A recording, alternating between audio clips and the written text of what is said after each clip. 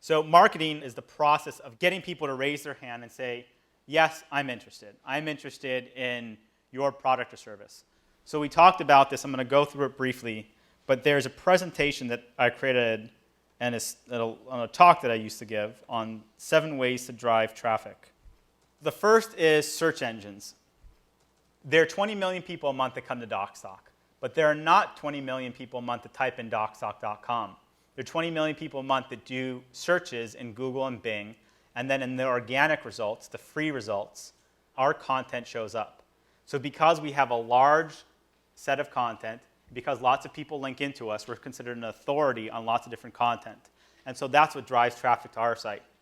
So when I was first starting Docstoc, what I realized was that we weren't going to get all these millions of people showing up just by typing us in, but that if we could rank for the content that they were searching for, then we'd get more and more traffic. So we focused on being a site that maximized for SEO, search engine optimization. Number 2, referring traffic and press. There are so many bloggers, there are so many people writing about your industry and space. Go find a list of 15 and 20 of those sites. Share their posts, follow them on Twitter, tell them that you think what they're writing is really interesting, and you can build up a rapport to get people writing and covering you. Social media, Facebook, Twitter, LinkedIn, Pinterest. If you've got compelling, engaging content that people want to share, you're going to be able to drive traffic and interest to your site. So for example, we created this infographic at Docstoc, American Entrepreneurs, in 2012. And it's just really interesting content, right? There are 543,000 new businesses created every month. There are 6.5 million new businesses in 2011 created. Talked about the fastest growing industries, and then what are the best states to be an entrepreneur. This particular piece of content got shared hundreds of times on Facebook, Twitter, LinkedIn, and you can see that there's 22,000 people that have seen this particular piece of content. So what we did is we leveraged social media, sites like Facebook, LinkedIn, and Twitter, and we created content that we thought would be really interesting and compelling, and we got lots of people sharing that content. So we talked about partnerships and deals. I'm going to go into later the 10 tips that I have for business development, so I'm going to hold off on that just for a little bit. One of the things that brings people back to a website or web property is refreshing content. Now, that may sound simple, right? You go to a new site because the content updates all the time. But for example, in the case of a salon, if you've got a website and you update it, and if it's just a blank website that says your business address and has some pictures, then it doesn't really give anybody a compelling reason to come back. But if you've got content on there and you've got photos of different haircuts and styles, and you post it on there every single day, it now gives somebody a reason to bookmark that site and come back to it. So do you have refreshing content? The viral loop is all about how you turn your users into your marketers. And so the reason why this is really valuable is if you think of products like LinkedIn, what happens is that when I first signed up for LinkedIn years and years ago, they had a little badge by your profile if you had 500 connections. And I wanted to have those 500 connections. So I exported all my contacts from Outlook, which is about 1,200 contacts at the time. And I sent them all a message saying, I'm on LinkedIn, come join me. That day, LinkedIn turned me into their best marketer. They got me to get 1,200 people knowing about their product or service. So how do you get your customers and users marketing your products and services? How do you create a viral loop such that for every user you get, you can exponentially get 2 and 3 more? And in a service-based business, that would simply be getting good at referrals. And then make sure that you solve a compelling need. Is it something that somebody really cares about? And so those are the kind of keys for getting traffic online without necessarily having to spend any money. Then, if we look at paid sources of how you get traffic, we can use things like Google AdWords to drive visitors to our website or to our business. You can also buy traffic on Facebook, on Twitter, on LinkedIn.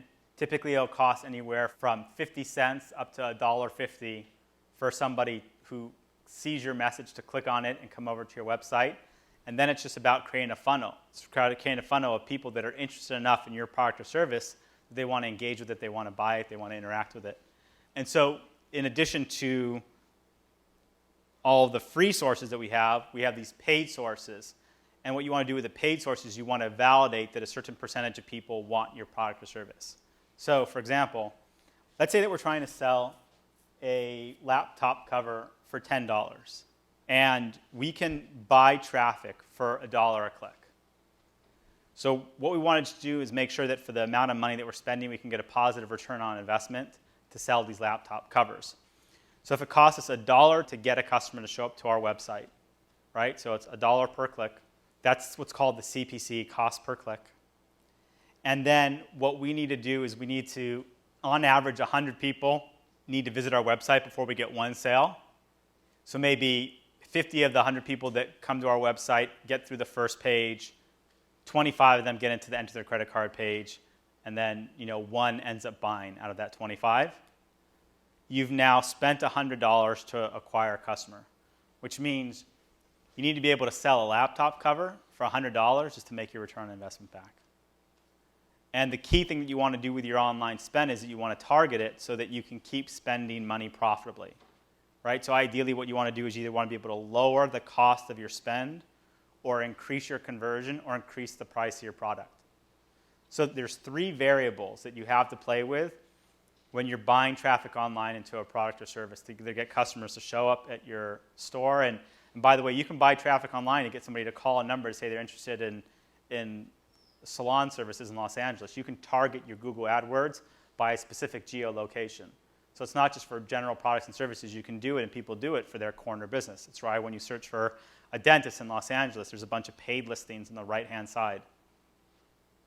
So the 3 variables we have when we're buying traffic is the cost per click, the CPC, your conversion rate, and then the price of your product.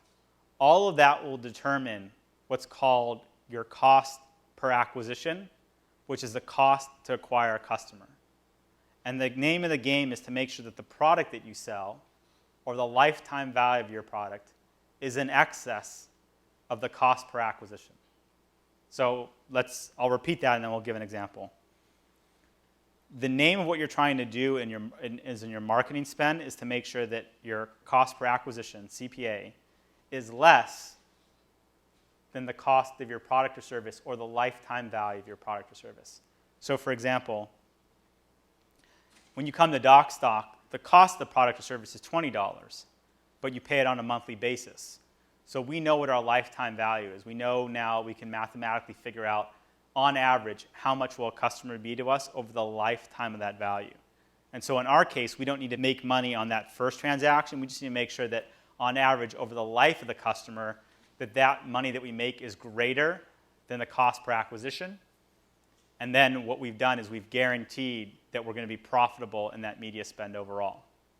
So the 3 variables, again, that you have to play around with are what's your cost per click, your CPC, how much is that costing you to get somebody to come over to your website, what's your conversion rate, how many people that land on your website actually end up buying the product or service, and then what's your price.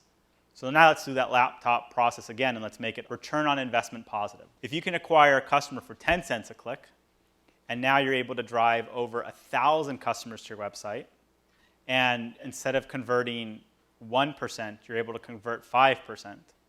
So now instead of 1 out of 100 buying, you have 5% out of 1,000, which is 50. And you can sell that product or service for $20, you're making money, right? If it costs you 10 cents per click, you're spending $100 to get 1,000 people over to your website, and you eventually get 50 of them to buy, and 50 of them buy the product at $20 each. You spent $100, but you've made 1,000. And those are the 3 variables you have to play around with. What's the price of your product? What's the conversion rate when somebody gets to your website? And what's the cost per click of driving that user in?